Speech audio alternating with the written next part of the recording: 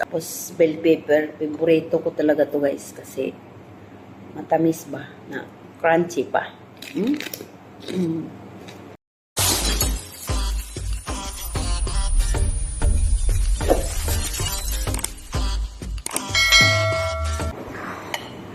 Hello guys! Mga unta guys. Dito lang ako kakain sa baba guys kasi wala akong kasama doon sa taas. Ito lang yung tanghalian ko. Chai halid. Tapos may slice na toast ako dito na ang palaman na itlog. Tapos kiar. Tapos bell pepper. Favorito ko talaga to guys kasi matamis ba na crunchy pa.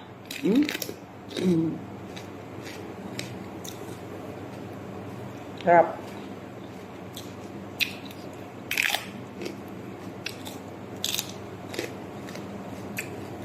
Walang liso guys. Tingnan nyo, walang liso.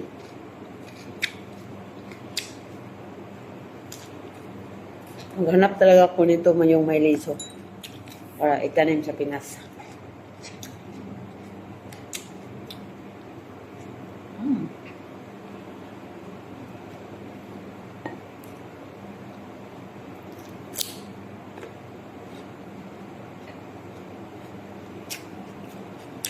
Kumain na kayo? Anong pagkain nyo guys?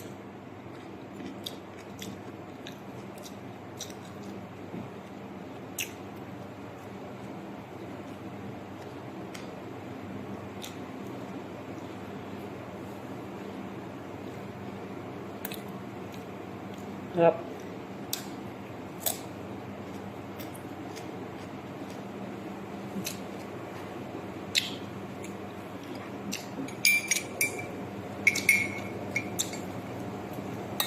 Tapos chai.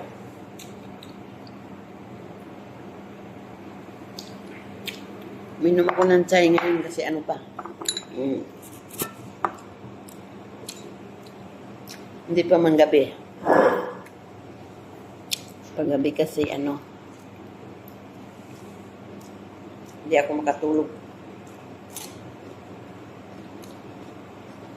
Dami ang kaya guys. Crunchy. Pero ito ang lami. Sarap.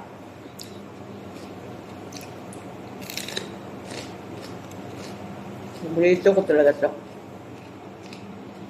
Malaki man o ganito. Sarap. Pero yung malaki nito, iba ang lasa. Iba din lasa nito. Ito ang super sweet. Sobrang tamis to. Kaysa malaki.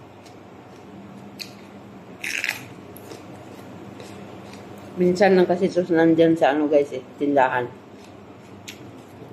Tapos, mahal din. Kaya minsan lang yung nanay kong ito bumibili. May liso na siya, oh. Yan yung liso. Ba hindi masyado marami, kaunti lang. Nagtanong ko nito sa Pinas, guys.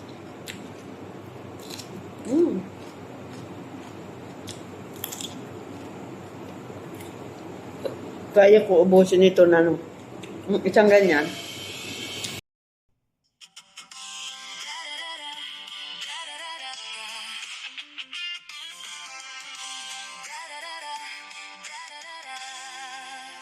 Sa malayong bansa, ako'y naglalakbay.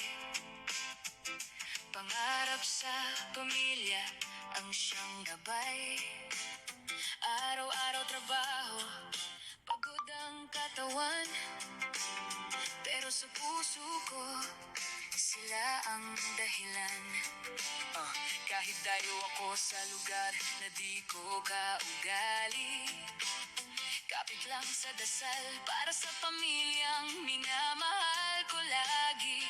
Sa bawat oras na ako'y tahimik at pagod, may kamera sa kamay ko, kwento'y nilulubog.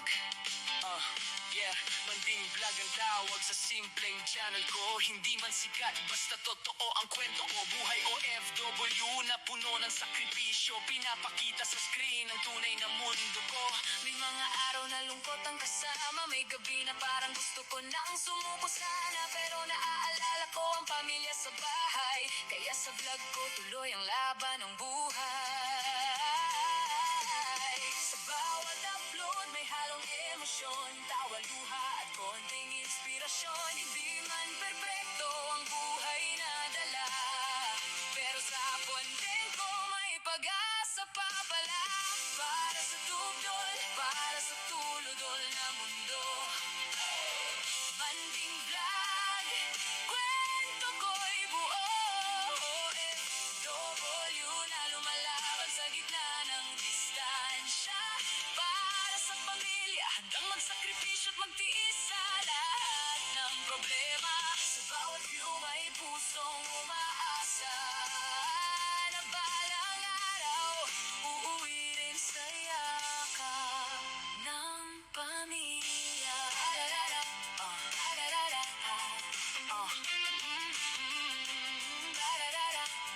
ararara, ararara.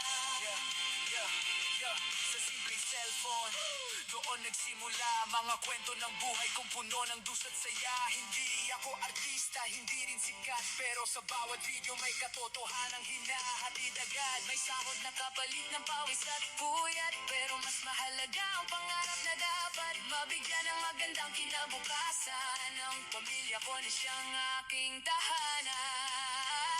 Kapag tumutunog ang tawag sa video call, parang nabubuo ulit ang aking mundo. Kahit saglit lang, ngiti ng anak at boses ng mahal, sapat na para sa pusong pagod at lumalaban. Kaya sa bawat vlog na aking ginagawa, may puso, may dasal at pag-asang dala. Hindi lang ito simpleng content sa net, kundi buhay kong ipinaglalaban. Kahit kapalit ay hirap at sweat. Kung sakaling mapagod ako't mapahinto, alalahanin ko ang dahilan ng bawat pag-ikot ko.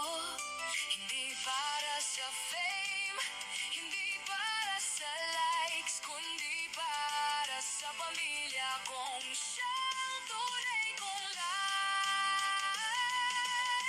Para sa tugdol, para sa tuludol na mundo. Manding vlog, kwento ko'y totoo.